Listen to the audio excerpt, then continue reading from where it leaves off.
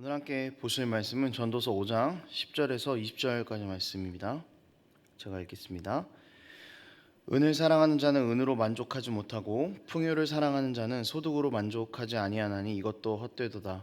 재산이 많아지면 먹는 자들도 많아지나니 그 소유주들은 눈으로 보는 것 외에 무엇이 유익하랴. 노동자는 먹는 것이 많든지 적든지 잠을 달게 자거니와 부자는 그 부유함 때문에 자지 못하느니라. 내가 해 아래에서 큰 패단되는 일이 있는 것을 보았나니 곧 소유주가 재물을 자기에게 해가 되도록 소유하는 것이라. 그 재물이 재난을 당할 때 없어지나니 비록 아들은 낳았으나 그 손에 아무것도 없느니라. 그가 모태에서 벌거벗고 나왔은즉 그가 나온 대로 돌아가고 수고하여 얻은 것을 아무것도 자기 손에 가지고 가지 못하리니 이것도 큰 불행이라. 어떻게 왔든지 그대로 가리니 바람을 잡는 수고가 그에게 무엇이 유익하랴. 일평생을 어두운 데에서 먹으며 많은 근심과 질병과 분노가 그에게 있느니라. 사람이 하나님께서 그에게 주신 바 그 일평생에 먹고 마시며 해 아래에서 하는 모든 수고 중에서 낙을 보는 것이 선하고 아름다움을 내가 보았나니 그것이 그의 몫이로다. 또한 어떤 사람에게든지 하나님이 재물과 부요를 그에게 주사 능히 누리게 하시며 제 몫을 받아 수고함으로 즐거워하게 하신 것은 하나님의 선물이라. 그는 자기의 생명의 날을 깊이 생각하지 아니하리니 이는 하나님이 그의 마음에 기뻐하시는 것으로 응답하심이니라. 아멘. 오늘 본문은 이제 부에 대한 이야기를 하고 있습니다. 그 돈에 대한 이야기인데요. 돈은 우리에게 매우 중요하고 큰 그런 문제입니다. 어떤 문제가 생겼을 때 무언가를 하고 싶을 때 한 번 더 생각하게 하고 이렇게 제동을 거는 것이 늘 돈에 대한 문제죠. 그리고 또 돈은 나이에 상관없이, 성별에 상관없이, 국적에 상관없이 삶을 지탱해주는 가장 큰 중요한 문제이기도 합니다. 그리스도인들은 이 재물에 대해서 어떤 생각을 해야 하는지, 또 오늘 본문은 어떻게 말하고 있는지 함께 살펴보도록 하겠습니다. 많이 버는 사람도 부족하고 적게 버는 사람도 부족하다라고 말하는 것이 돈입니다. 그러니까 돈에 대해서 만족함을 느끼는 것은 거의 불가능한 일인 것 같습니다. 누구도 만족시킬 수 없고 누구나 모자르다고 하는 것이 돈이죠. 과연 이것에서 자유할 수 있는 방법은 없는 걸까요? 계속해서 모자르다, 부족하다라는 이야기만 해야 될까요? 본문은 우리의 상태를 진단하면서 돈으로부터의 자유함을 이야기를 해주고 있습니다. 10절에 이렇게 나와 있습니다. 은을 사랑하는 자는 은으로 만족하지 못하고 풍요를 사랑하는 자는 소득으로 만족하지 아니하나니 이것도 헛되도다. 은을 사랑하면 은으로 만족하지 못한다고 이야기하죠. 풍요를 사랑하면 소득으로 만족하지 못한다고 이야기를 하고 있습니다. 이 말은 좀 뒤집어서 보면은 당신이 은으로 만족하고 있지 못하면 당신은 은을 사랑하는 자입니다라는 뜻입니다.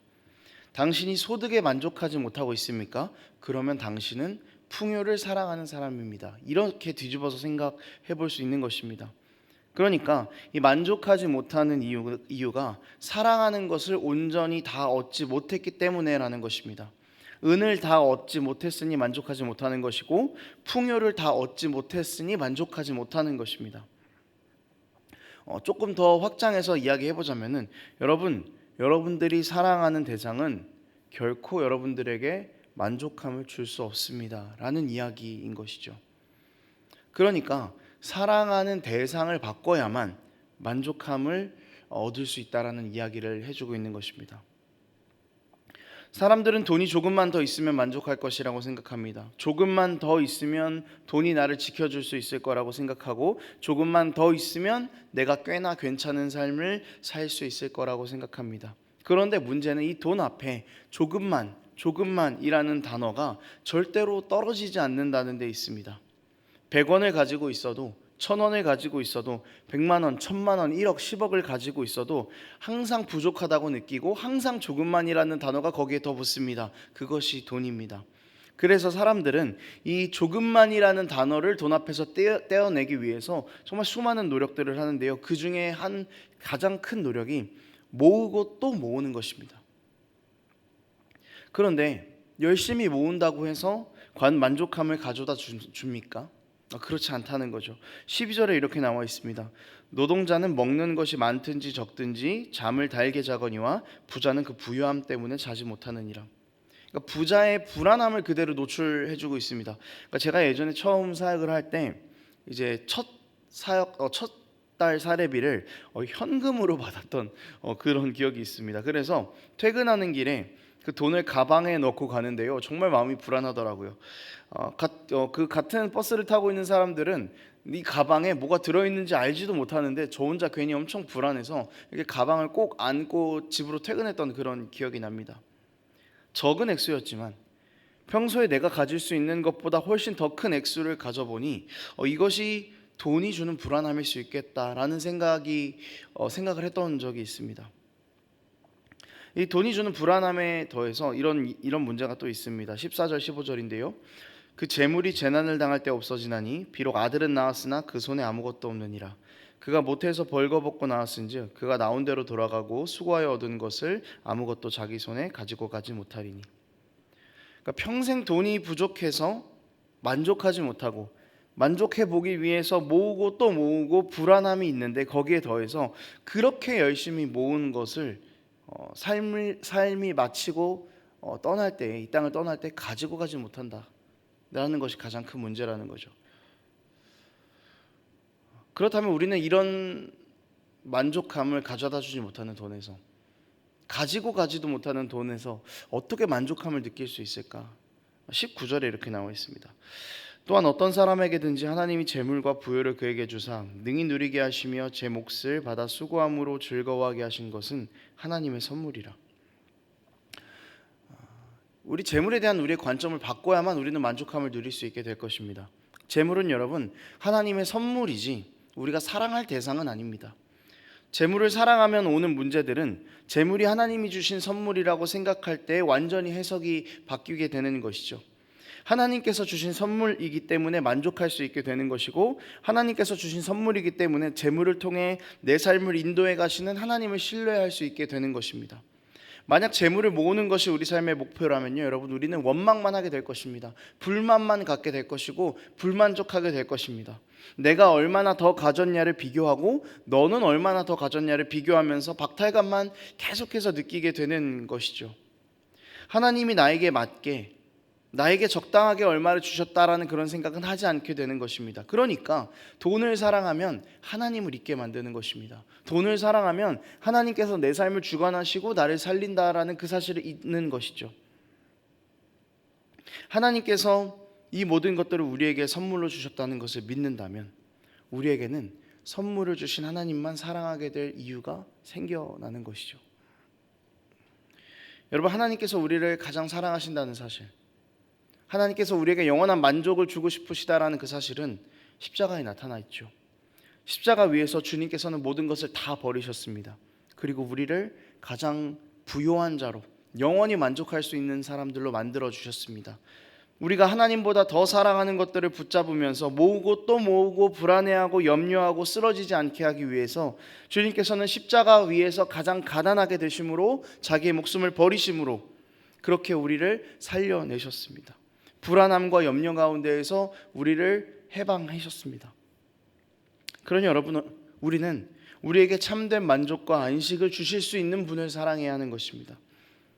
우상에 대한 이야기로 돈이 정말 많이 언급이 되죠. 왜 그러냐면 그만큼 돈이 우리 삶에 지대한 영향을 미치기 때문입니다. 그렇지만 돈이 우리 삶에 주는 영향은 십자가 위에서 우리를 위해 주신 은혜의 영향력에는 터무니없게 미치지 못합니다.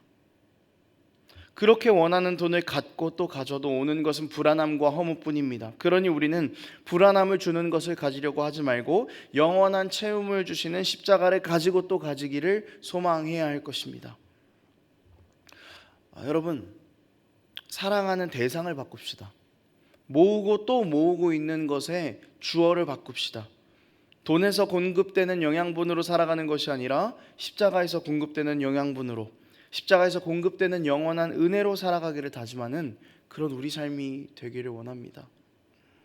말씀을 정리하겠습니다.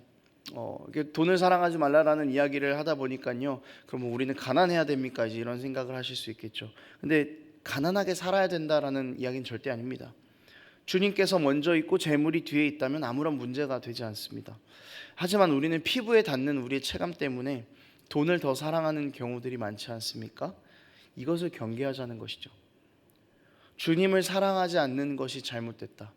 주님을 가장 사랑하지 않는 것이 잘못됐다라는 것을 이야기하고 싶은 것입니다. 불완전한 재물에 기대어서 영원을 살아가려고 하는 미련한 시도를 버리자는 것입니다. 여러분, 우리의 영원한 삶은, 영원한 만족과 기쁨은 영원한 희생 제물로 드려지신 예수 그리스도로만 가능합니다. 우리의 모든 삶의 만족을 십자가에서만 찾고 그분만 더 사랑하는 우리가 되기를 원합니다. 우리가 사랑하고 있는 것들의 주어를 바꾸십시오. 재물에서, 돈에서, 부요함에서, 풍요에서 예수 그리스도로 바꿔내십시오. 기도하겠습니다. 하나님 감사합니다. 우리가 돈에 대한 문제, 이 재물에 대한 문제 때문에 늘 고민하고 쓰러지고 아파합니다. 불만족하고 영원한 안식을 누리지 못하고 살아갈 때가 많습니다.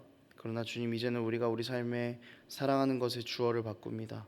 하나님을 사랑하게 하시고 십자가를 바라보게 하시고 그 가운데서 주는 영원한 만족과 기쁨을 누리는 우리 삶이 될 수 있도록 아버지 함께하여 주시옵소서.